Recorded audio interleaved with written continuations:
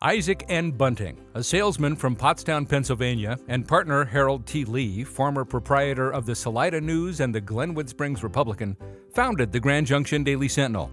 The first edition rolled off the presses on November 20th, 1893. See, this newspaper that was Ian Bunting and his partner started, it struggled for a bit, but Bunting served as mayor of Grand Junction at the same time he was writing stories about the city of Grand Junction, or editorials anyways. Those early years, and I think the last years of the 19th century to World War II, newspapers throughout the country, and it was true here, had a very definite partisan focus. The Sentinel served as the second prominent paper in western Colorado, competing with the Grand Junction News. For a while you had the Grand Junction News, which was started by the town founders, basically. It was the company newspaper, and then the Sentinel came a decade later and offered a different voice. Walter Walker purchased the paper from Bunting in 1911 after serving as editor for many years.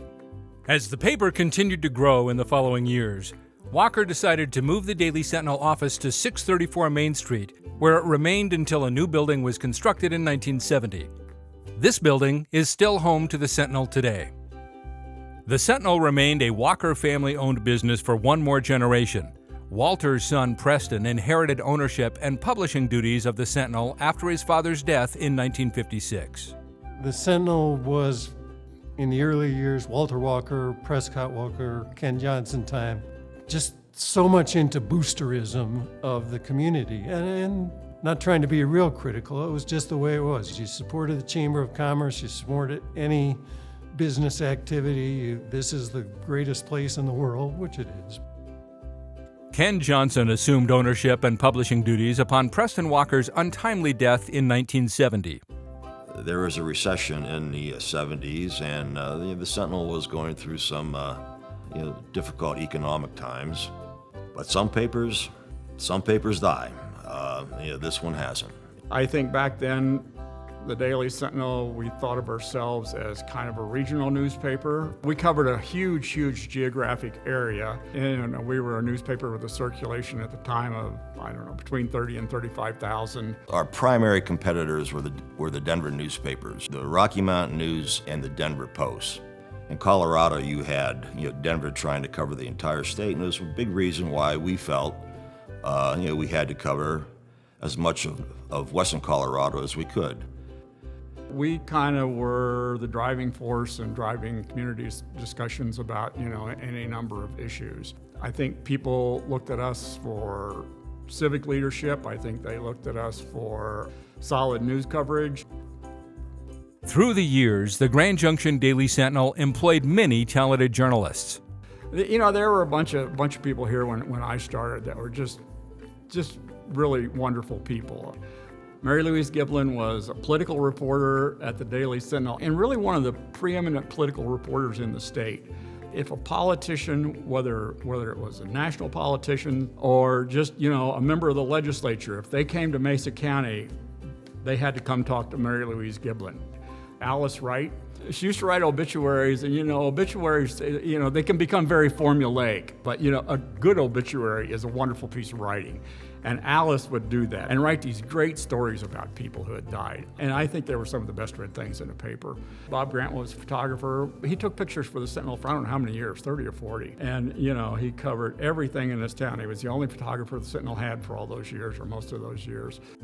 Ken Johnson sold the paper to Cox Enterprises in 1979. Cox then sold the paper to current owners, the Seton Group, in 2009. We thought there was a real opportunity for what is a great newspaper in a community with great newspaper penetration. We own small town newspapers around the Midwest. In fact, William Winston Seton founded the Washington Intelligencer in 1812. I think as things started changing, when Cox took over with Seton's as well, it's become more looking at business activities more objectively, and yes, we want business, we want jobs and stuff, but is this the right fit? It's not just knee-jerk boosterism, it's more careful thought put into economic development, economic activities in this area.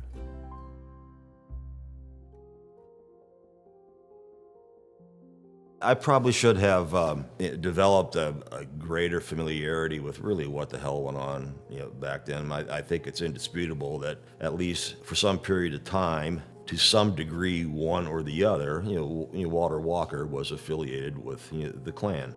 Born in Marion, Kentucky in 1883, Walter Walker moved to Grand Junction when he was 20. He started working in the newspaper business at the Grand Junction Daily Sentinel. A well-educated man, he quickly became an editor for the Sentinel and eventually the owner. Throughout his time in Grand Junction, Walter Walker greatly impacted the Grand Junction community and the Daily Sentinel. The Walker family had a huge, impact on this community. I suspect if you're an historian, I'm not, but I've lived here long enough, but I think you can make the fair argument that probably no one family had a greater impact on this community over a 100-year period than the Walker family. He had a considerable role, let's say, in the advent of the Sentinel. And he also had a role in the Ku Klux Klan and the local chapter back then. And I remember we were doing a story at the time I was working for my university's newspaper about Walter Walker and his prevailing prevalence, not just in the community, but specifically at CMU. The Sentinel had this pivotal role in, and ended up kind of finding itself in contrast and against this really, really prominent social group, amongst other things, which was the Ku Klux Klan. Some say Walker even tried to promote Klan values and activities in Grand Junction at a time when the Ku Klux Klan was at its peak. They tried to do that in Colorado, and Walter Walker was part of that. Colorado Springs had a big Klan organization there. During this time, Walter Walker occupied the limelight for many reasons. He had just recently been appointed as Colorado's United States Senator and was now a national figure. With all eyes on him, Walker wanted to do everything he could to continue building up Grand Junction, even if that meant opposing the Klan. Opposition brought about by either a change of heart or personal conflict with Klan members. We also have to recognize that Walter Walker changed his mind about the Klan for a number of reasons, I think, but I think it primarily came down to what he thought was best for this community, and he didn't think the Klan was going to be good for the economy of Grand Junction, which was always at the top of his list of important issues. And so he changed and had the famous fight with a Klan member on Main Street in Grand Junction, and then started writing editorials that were very anti-Klan and saying we should get away from it.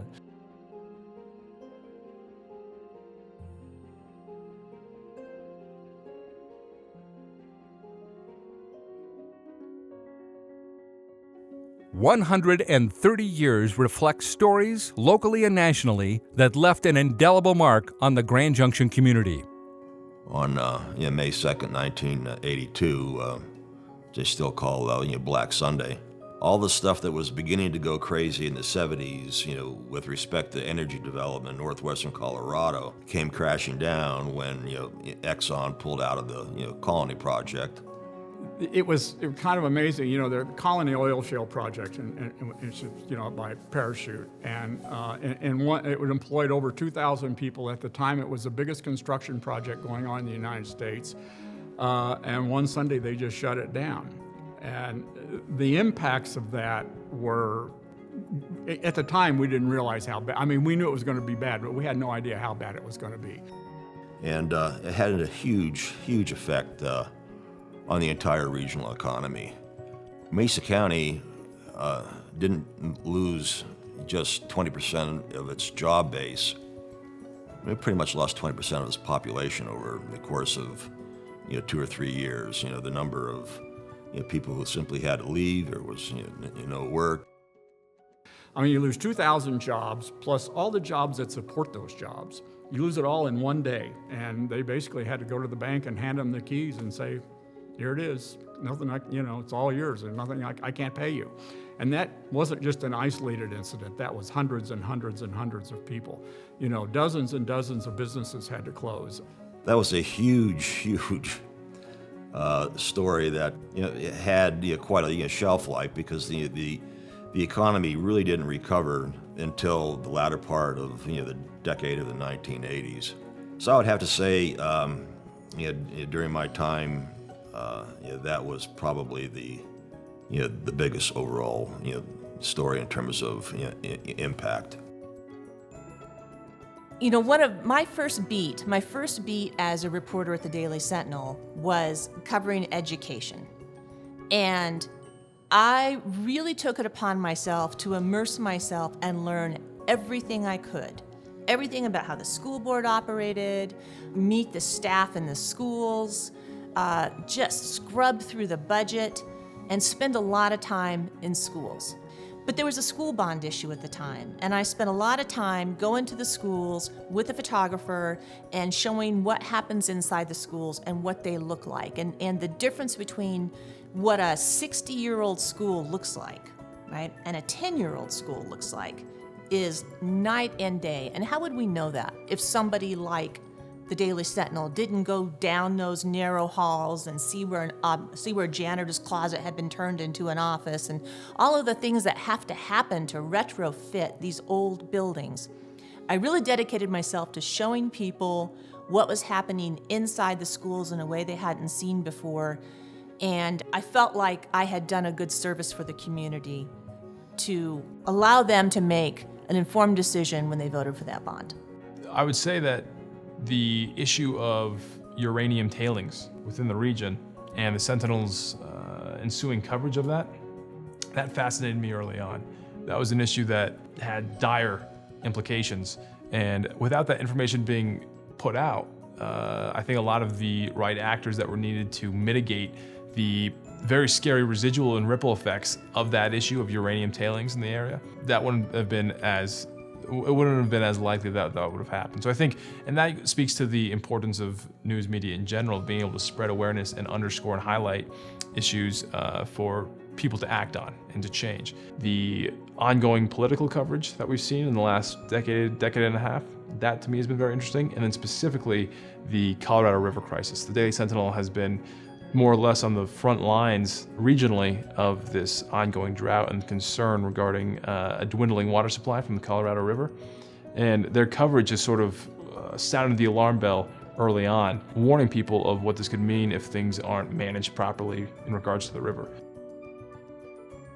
I think we've done great coverage on the Tina Peters story, which is I think a unique phenomenon, but a reflection of a national phenomenon in that, there's a lot of questions about election integrity, and here we have somebody that questioned it to a point where the elected clerk broke into her own elections office and imaged hard drives of the Dominion voting machines. And what she did with those images, we're not exactly sure, but we've been able to follow this story very, very closely, partly because we have a very transparent district attorney's office.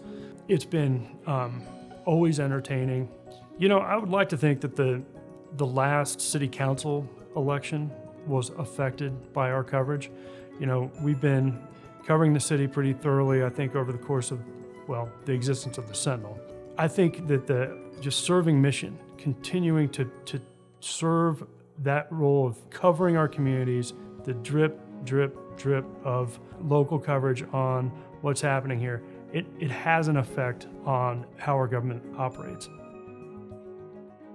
This was actually one that it's a national story, but I keep coming back to it. It was because it was a local story too, because it affected all of us, and that was 9/11. I can only remember maybe half a dozen specific days in 30 years that were, wow, that was a big day. And that was one of them. And it was such a huge story. We did something that day that we'd never ever done before, and I don't think the Sentinel's ever done it since.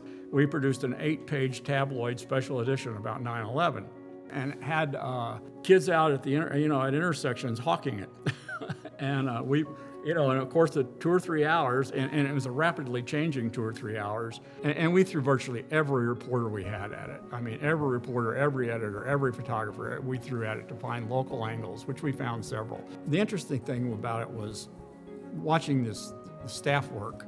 I mean, while they realized, oh my God, something terrible has happened to this country, and it's going to affect me, it's going to affect my kids, it's going to affect my family. I mean, it's going to change the way we see the world.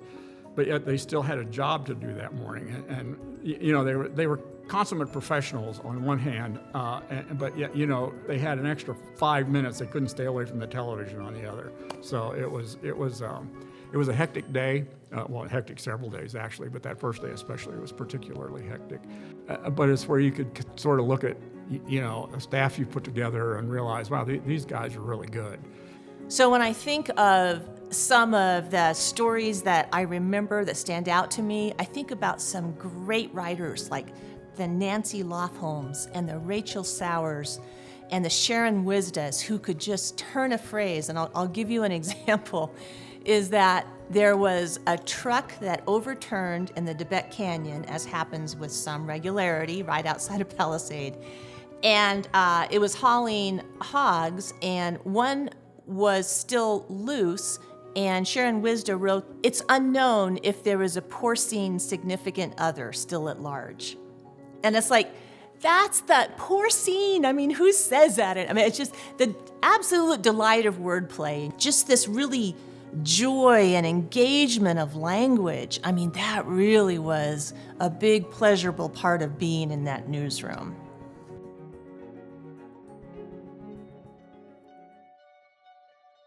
Local media fills one of the most important roles as watchdog for a community.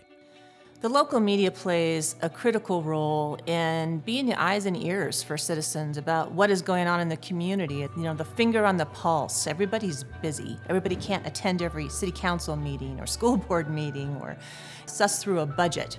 But that's what the media does. The media does that for its citizens so that they can have information about what's going on in their community. Our entire system is based on checks and balances. And so particularly with sunshine laws requiring that government, give notification of upcoming meetings and make their, minutes public and all of those things, having the media there, knowing that they're going to be looking for that there's going to be that level of accountability, it just keeps everybody sharper, right? There's the understanding that the media is going to be paying attention, and that makes government more mindful of its accountability to its citizens as well. It sharpens everyone's game. When local news stories receive national attention, it highlights the importance of local media and the role it plays in the bigger picture. It's certainly not the biggest media outlet or publication in the state, for that matter. However, it's in an interesting place from a geopolitical standpoint because you're in the 3rd Congressional District, and Lauren Boebert is a person that we cover quite a bit because obviously she's from Rifle and she's in Grand Junction on a regular basis. Covering her and covering her rallies and everything along those lines brings a lot of national attention to the paper. The other thing that is worth noting about the Sentinel is that we cover a wide range of things, and of course that's endemic to any newspaper. But what makes the Sentinel interesting is, like I said, there are certain issues that we're covering that get national attention. Lauren Boebert or some of these darker cases like the Brian Coey case, for example, that just recently reached the verdict a few weeks ago. But then at the same time, I might be covering something that has, like I said, national eyes drawn to it. But then the next day I might be covering just a local interest story of like a local cat fair or something. So trying to reconcile those two things of covering just local interest stories that are relatively inconsequential but just fun for the community, and then covering these things that are sometimes dark or difficult to cover, that's been a fun sort of learning curve of working at the Daily Sentinel. In recent years, struggling local news outlets face the possibility of bankruptcy due to larger corporations and the digital age, making small agencies obsolete.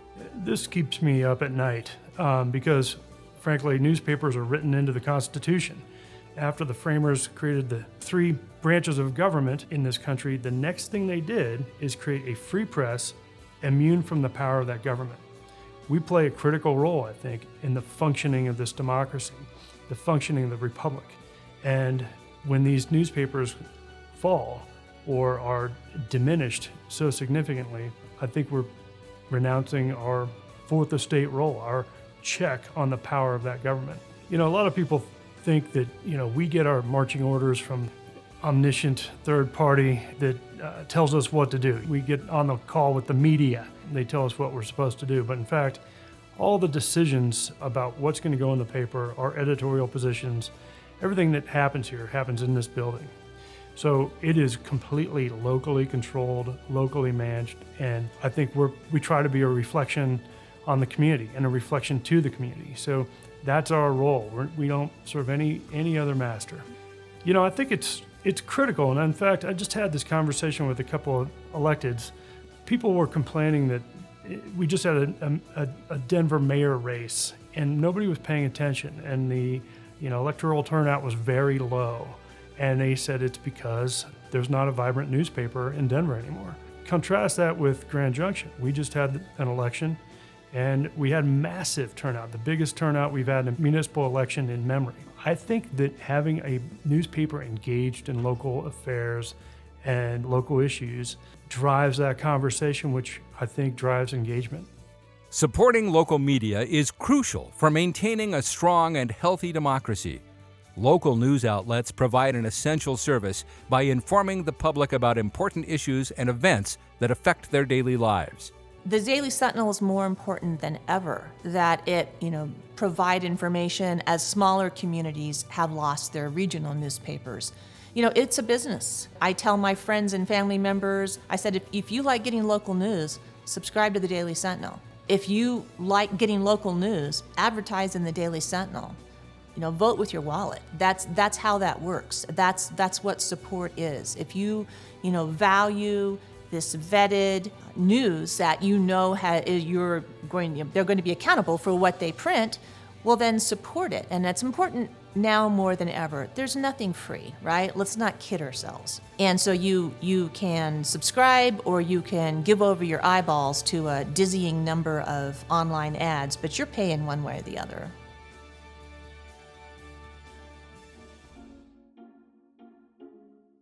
The Grand Junction Daily Sentinel faces a new challenge, becoming paperless as television, online news, and social media gain greater prominence in the news industry. The Sentinel, as with all local media, must adapt to this evolving landscape to keep its audience. I know that the concept now of sitting down and opening up a newspaper, kicking your feet up, having a glass of coffee, that seems like something that's reserved for an older demographic. I know that with a lot of my younger friends, that's just not something that's done. And so I think, again, the key thing for the Sentinel to be able to do, and any other local news source like it, is going to be figuring out ways to adapt and market themselves to a wider audience, make their things more palatable and accessible to an audience that is accustomed to the digital side of things. And the Daily Sentinel was really in the leading edge of digital news. We had a digital editor before I had even heard the term before. We all coded our stories. We designed quizzes and interactive, and it's like, there's this great new tool that we can provide our readers. What can we do with it? Now, how that all shook out over the years, it was a work in progress, and we were all figuring it out as we went. But there was the idea that it was an innovation. We had a newsroom full of reporters who could cover the news better than anybody else between Denver and Salt Lake City. And we had a new tool to share our news on. And if our readers wanted that, immediacy, this was something that we were going to learn to utilize.